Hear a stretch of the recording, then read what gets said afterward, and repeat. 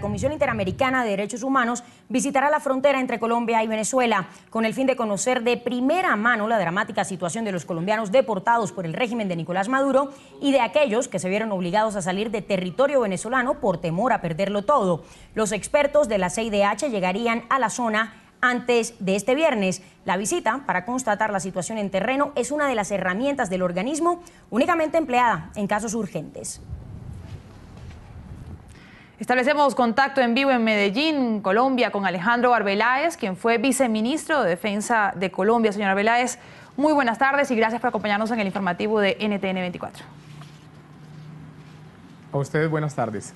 Señor Arbeláez, antes de comenzar la entrevista quiero invitarlo a escuchar palabras del presidente de Colombia. Hace minutos Juan Manuel Santos le subió el tono a Nicolás Maduro. En un contundente discurso el mandatario aseguró que la revolución bolivariana se autodestruyó, se fracasó. Fueron palabras textuales del presidente Juan Manuel Santos. Además insistió en que los problemas por los que atraviesa Venezuela no son culpa de Colombia, sino consecuencia de las políticas chavistas. Vamos a escuchar al presidente Santos y comenzamos la entrevista. Venezuela ha puesto en marcha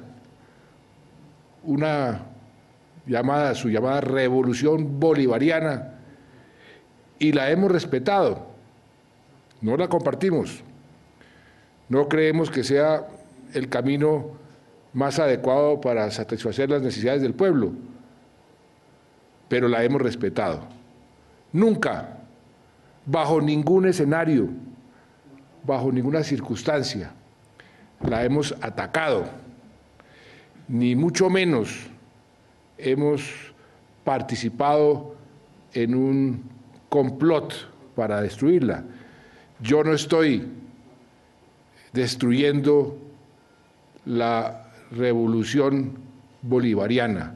La revolución bolivariana se está autodestruyendo, se está destruyendo a sí misma por sus resultados, no por cuenta de los colombianos ni del presidente de Colombia. Y los problemas de Venezuela, lo repito una y otra vez, son hechos en Venezuela, no son hechos en Colombia.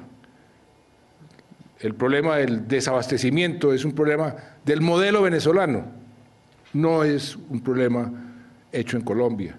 El problema de la tasa de cambio, que tienen una tasa de cambio oficial de 6,50 y una tasa paralela de 700, semejante diferencia no es responsabilidad de los colombianos ni de las casas de cambio en Cúcuta, es producto del modelo, de esa revolución bolivariana que ha fracasado, que no ha funcionado, no es culpa de los colombianos.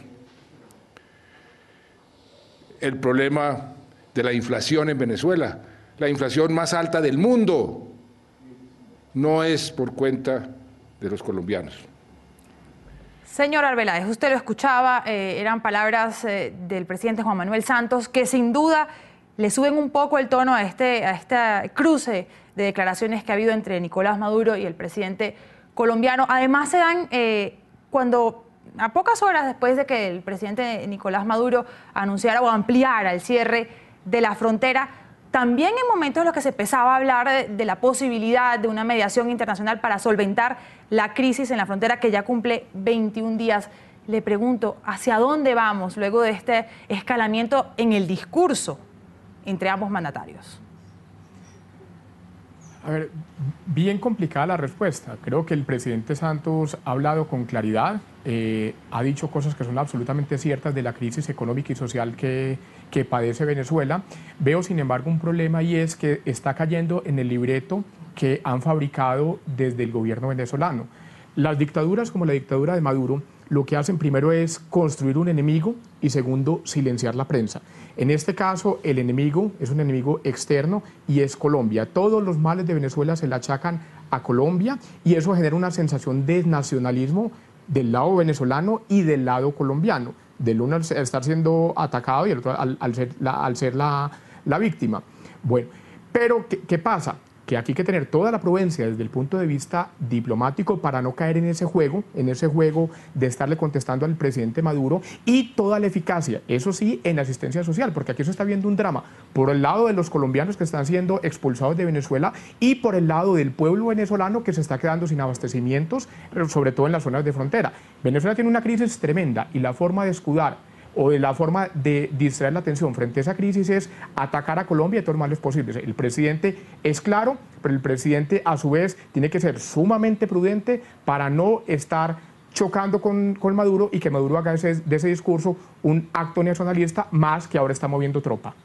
Y cómo no caer en ese juego, pero al mismo tiempo responder, reaccionar ante una medida como la ordenada por Nicolás Maduro de enviar 3.000 hombres más a la zona de frontera, esta vez en el norte-norte del país.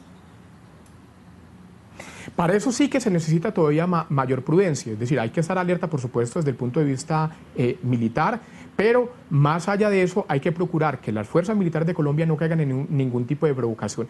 Esto ya sucedió, esto no es nuevo. En el 2008 y en el 2010, cuando Venezuela tuvo serios problemas de gobernabilidad, el presidente Chávez movió tropas a la frontera. Y eso demostró, entre otras cosas, la incapacidad de su estructura militar para ser eficaz, porque es una estructura militar que está construida no a base de méritos, sino de lealtades hacia la figura del presidente Chávez inicialmente y ahora hacia la figura de Maduro. Segundo, son unas fuerzas militares que tienen un equipamiento importante, pero que no ha sufrido de buen mantenimiento por la desconexión que tiene Venezuela frente a los demás países. Bueno, y en tercera medida son unas fuerzas militares que sacan pecho en los desfiles, pero que son unas fuerzas militares no combatientes. Se evidenció en la crisis del 2008, se evidenció en la crisis del 2010 y muy seguramente se evidenciará en esta crisis del 2015, que se dan las órdenes militares, pero el estamento militar no es capaz de reaccionar del lado venezolano. Y del lado colombiano, toda la prudencia, porque justamente lo que quiere el gobierno de Venezuela, no el pueblo de Venezuela, sino el gobierno autoritario de Venezuela, es